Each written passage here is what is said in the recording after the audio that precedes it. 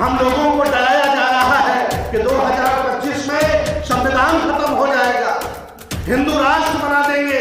मैं भी ये घोषणा करता हूँ, आप सभी लोगों से निवेदन करता हूँ, जिंदा जागरूक लोगों से, कि 2025 तक 25 करोड़ लोगों को बौद्ध बना दीजिए, हिंदू अल्पसंख्यक हो जाए। मिलकर के काम करेंगे तो देश आजाद होगा, तीसरी आजादी भी मिलेगी, संविधान भी बचेगा और हक अधिकार भी। हमारे देश में जो समाज का काम कर रहे हैं, धर्म का कार्य कर रहे हैं, संघर्ष कर रहे हैं, चाहे वो स्वामी प्रसाद मौर्य हो, चाहे राजेंद्र पाल गौतम हो, चाहे भंते सुमित रतन हो,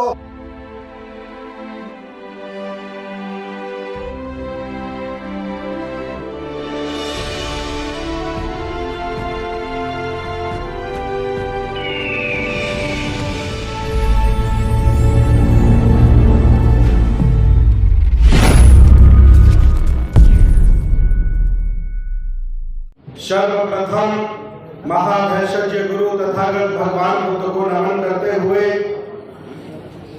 बहुजन समाज में जन्मे सभी संतों गुरुओं महापुरुषों को नमन करता हुआ हम सबके मसीहा बोधिसत्व बाबा साहब डॉक्टर अम्बेडकर और आज इस कॉन्स्टिट्यूशन क्लब में पधारे सभी जिंदा लोगों को जय भीम।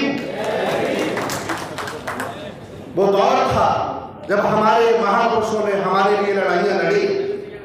मैं आज इस दिल्ली से आवाज करना चाहता हूँ कि जब ज्योतिबा राव फुले हमारे लिए लड़ रहे थे, स्कूल बना रहे थे, उस तरह शासक जालिम नहीं था। याद रखना, बाबा साहब डॉक्टर अम्बेडकर जब हमारे लिए लड़ रहे थे तो शासक जालिम नहीं था।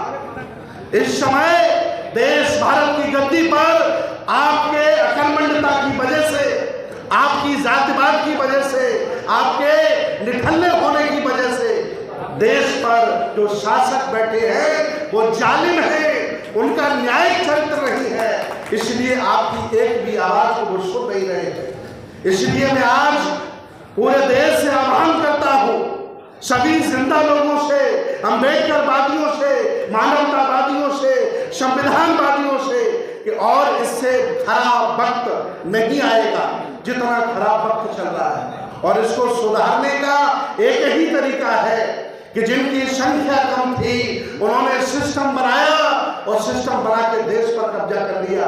आप बहुसंख्यक हो, इतनी संख्या आपकी है, लेकिन कोई सिस्टम नहीं बन पा रहा है। लेकिन फिर भी 100 में 2 जिंदा लोग हैं जो लगे हैं और संघर्ष कर रहे हैं। ये बहुजन महापुरुषों का आंदोलन चल रहा है। हम लोगों को डराया जा रहा है कि 2025 में संविधान खत्म हो जाएगा, हिंदू राष्ट्र बना देंगे। मैं भी ये घोषणा करता हूँ, आप सभी लोगों से निवेदन करता हूँ, जिंदा जागरूक लोगों से, कि 2025 तक 25 करोड़ लोगों को बौद्ध बना दीजिए, हिंदू अल्पसंख्यक हो जाएगा। कभी ये कहिए नहीं कि हिंदू राष्ट्र बनाएंगे। ये SC OBC माइनॉरिटी का देश है, ये बहुसंख्यक लोगों का देश है। हम लोग कोई काम नहीं कर रहे हैं, लोगों के बीच में नहीं जा रहे हैं, कैडर खत्म कर दिया।